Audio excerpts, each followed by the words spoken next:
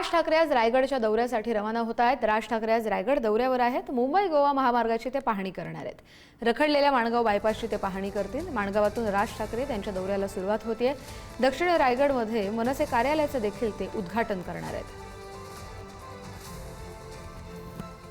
मुंबई गोवा महामार्गावर आपण आहोत। आपण खऱ्या अर्थानं नागोठणेच्या इकडे आहोत, पण तुम्ही जर बघू शकाल तर इकडे सुद्धा खड्डेच आहेत आणि खड्डे आपल्याला रस्त्याने दिसत आहेत। अनेक कामं जी आहेत ती प्रलंबित आहे आणि आज मनसे अध्यक्ष राज ठाकरे याच रस्त्यावरून माणगावपर्यंत ट्रॅव्हल करणार। मात्र आपण बघू शकतो तर गाड्या न्यायलाही त्रास त्याच्यातून होताना दिसतोय।